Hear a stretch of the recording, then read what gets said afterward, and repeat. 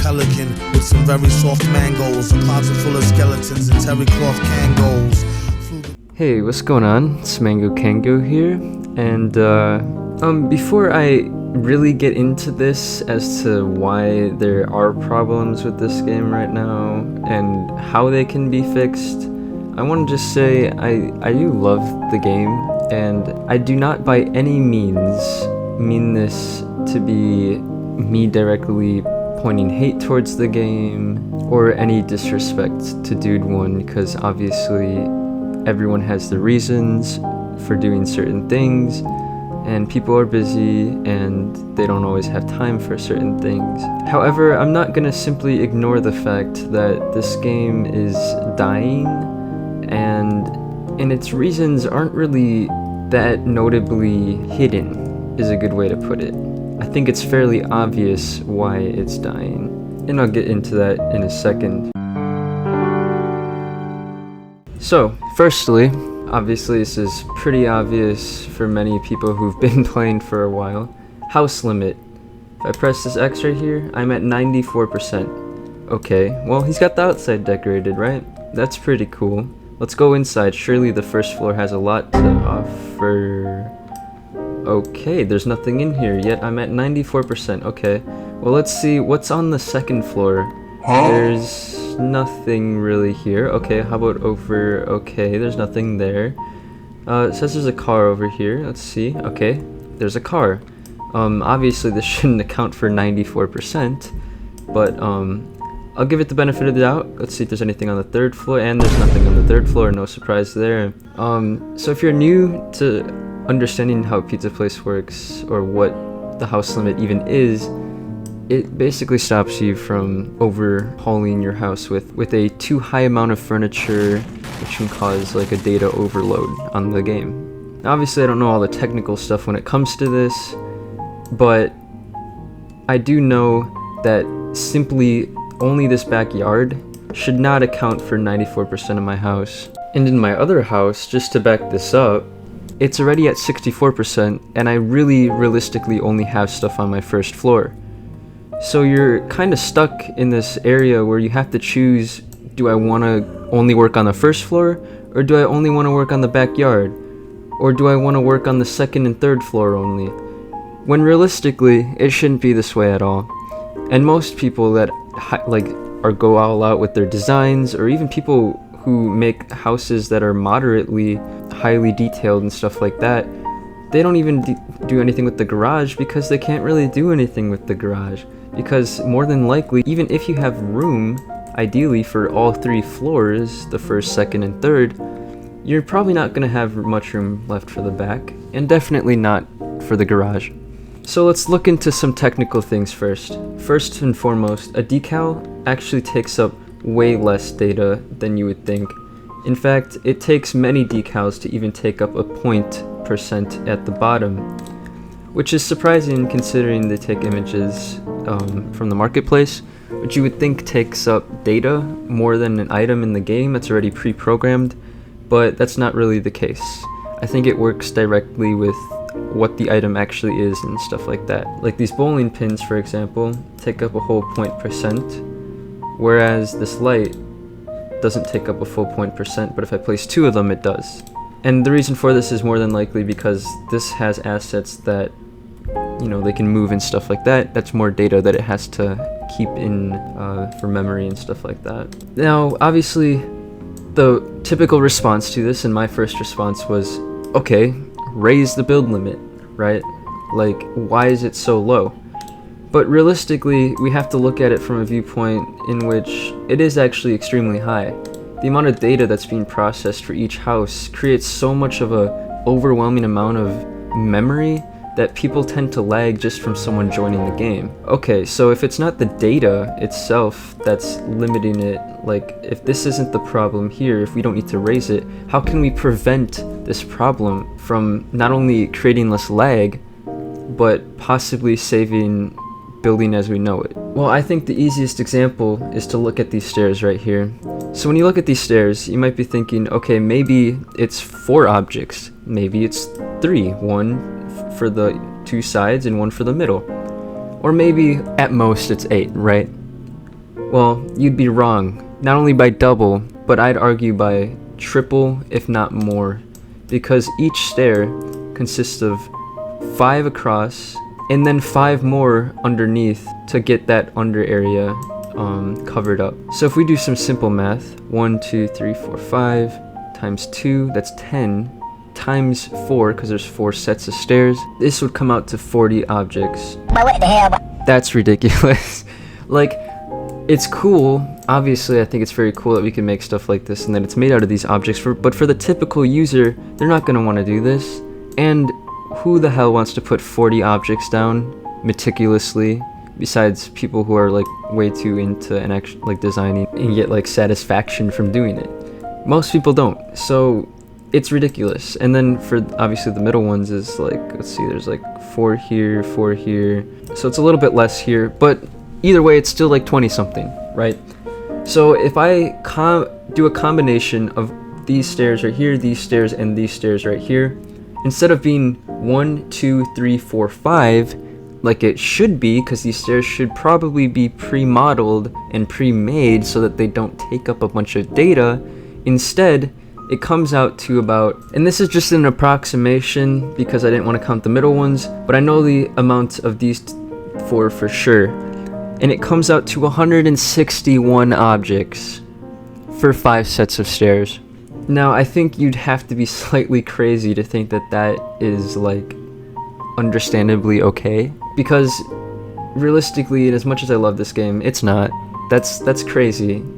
And you can see it as I walk around this build, just how insanely crazy it is on how many objects actually make up what seems to be something purely simple or simplistic. Now, obviously, I don't want to take away from the fact that, yeah, this is very cool and it creates an artistic style for the game and users to be more creative, but I think it reaches a certain point of why when you have this being 160 something objects, because like honestly I don't even think it was necessary for me to do this. Now, stuff like making these mannequins is very, very cool. I think that is kind of what the creative incentive is for the game. I think that is what makes building so fun. But again, this could also be a single-handed object in the game. All this could. These pillars, wood pillars, if we could get wood pillars, brick pillars, marble pillars, any kind of pillars in the game. We don't have pillars except for these big chunky ones that, if I can find real quick. Yeah, these, which are from like 2000, who knows, 11? Something like that. They've been in the game for a very long time, and they're gigantic. Maybe you don't want them to be gigantic, but we don't really have options for that in this game.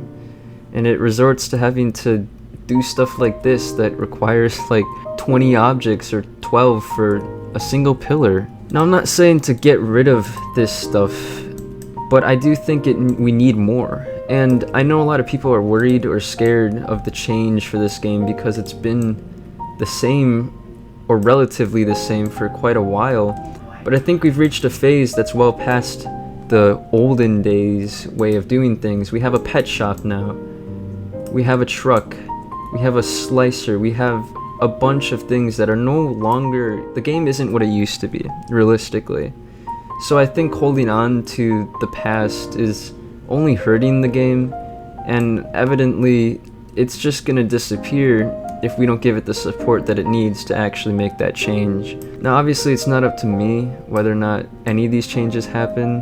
It's purely up to Dude One, because he's the creator of the game, and like he's mentioned, it's kind of like his birth child in a way. And I get that, I understand that. Like, you know, my channel or my legacy in general is kind of my birth child. And I kind of get that in a sense. He doesn't want to see this game go away. And he doesn't want to see the player base get upset if he doesn't update that, you know, goes against their beliefs on like keeping it how it used to be. But I think you can kind of balance it out. And realistically, if you really want the old way of the game, there's plenty of like leak testing games that can bring you back for that nostalgic taste that you maybe are looking for. But again, I think the game does quite well as it stands, even consistently when it used to update, actually having that still warm feeling that it had to begin with. Because believe it or not, many people actually play this game just to hang out with other people.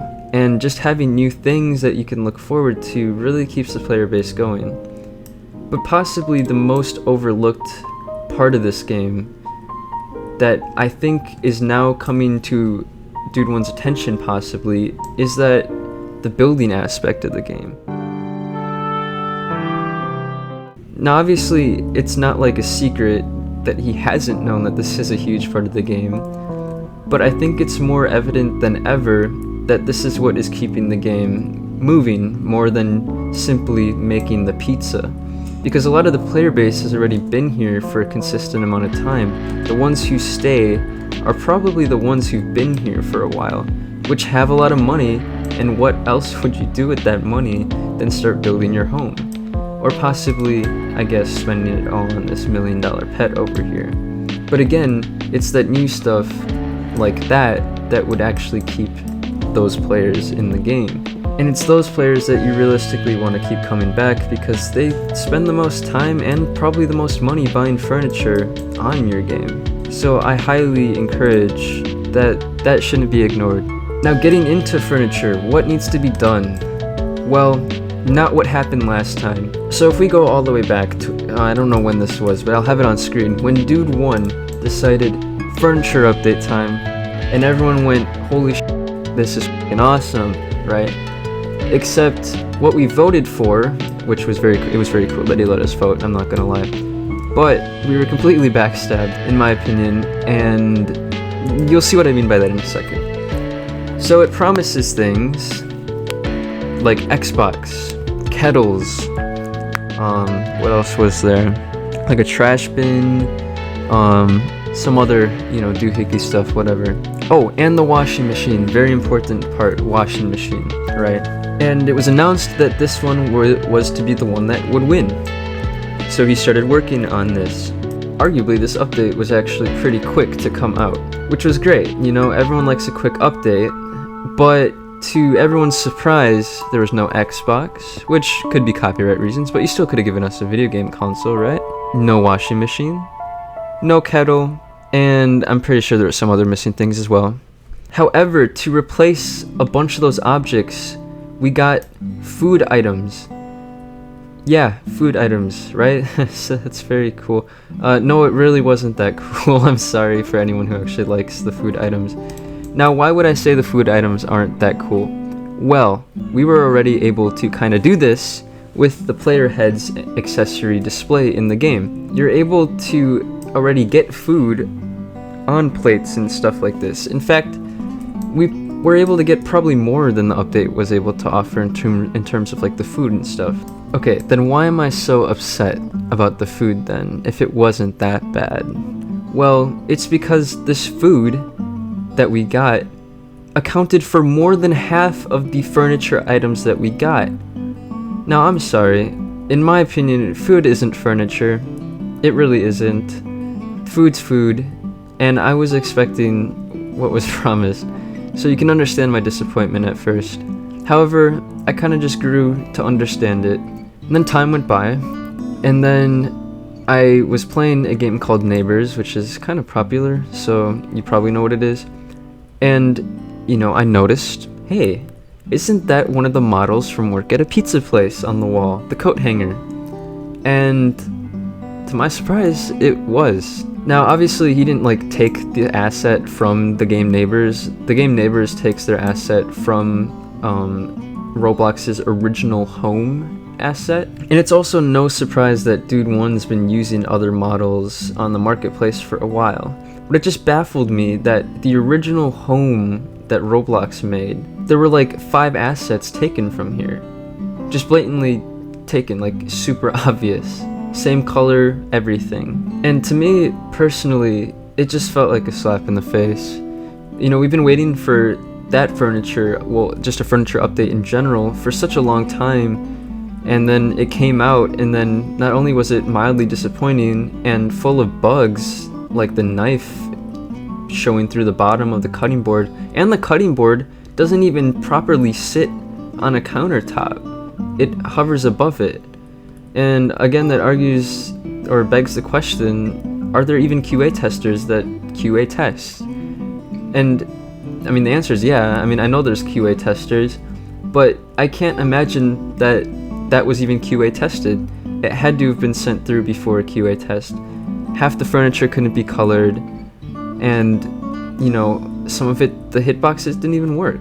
So, you know, what gives? And then I find out later that half the assets were stolen from an original home made by Roblox like years and years ago. It kind of sucked. And I don't know, you can decide how you feel about that. Now, one good thing that I think came out of this update was that a lot of these items had a one stud hitbox, which helped for merging and helped for very specific alignments. But when everything doesn't have a one stud hitbox, it causes problems like uneven centers, and like stuff won't be centered properly because some of it sits on a 4 stud hitbox. So when you have stuff that's gridlocked, 4 stud hitbox, 1 stud hitbox, there's a bunch of different hitboxes and they all don't line up properly. I mean, some of them do, which create for awesome builds, but some of them just don't, and it creates little problems in between. But it's not that big of a deal if you don't build that much. But what I'm trying to get out of this, or trying to say, is we need, realistically, I think it would be in Dude One's best interest to find someone that is willing to not only show love for the game, but someone who can model stuff properly, and like they know the intent behind each object and how it can be recolored to make it fit throughout the years, and you know, the true meaning behind these objects. I mean, I think, you know, models that are made for your game should be specific to that game and really have intended or unintended meaning to go along with it. Like, let's say you're making a washing machine, right? Well, instead of just making the washing machine, you could think, okay, well, what if someone rotates it in on itself? Could you make something out of it? How are the effects of the hitbox going to affect how the players put this object down in the game? Will it hurt other objects in the game? Will it make other objects completely useless in the game because this object looks too good? Stuff like that. I mean, those are all things that I feel like aren't necessarily always considered. And if they are, then why have they been considered arguably not as well as they should have been? Now, some of these problems have been fixed, like obviously there's no collision here anymore, but others simply haven't. Why can't I place my poster here? I can place it there, but as soon as I move it back over here, it no longer offers me the ability to do so. I can't place anything here, only if I have it rotated this way. In fact, I can't even place it here. Why? I don't really know. I mean, obviously I can tell where the hitbox lays. Like if I put it here, then yeah, I can put it here, but I can't put it here. Do you see where that hitbox is? It just doesn't work. And I don't know why it does that. It's been a problem forever. There's also one over here where you can't place stuff here for some reason. So if you wanted to like put something on this wall, you can't. There's also a problem where you can't put this poster all the way to the top of the ceiling by this window. I bet a lot of you maybe didn't even know this one existed. But yeah, it does, and it really gets in the way of some designs sometimes in terms of building. Oh, and there's one here. So there's like 5 of them, and they haven't been fixed ever since the estate has come out. And in case you thought it was just for that floor, no, it's like almost every area where there's a window slot. Oh, and you can't place stuff here. So what can we gather from everything that I've said so far? Well, I think that building is highly underrated in this game. It needs to be pushed forward way more than it has been lately in order to keep the player base here. And you know, I think he needs someone, he needs help to model if he's not going to want to do it himself. And you know, I just think in terms of even getting stuff implemented in the game is important. It's very important. There hasn't been furniture in a very long time.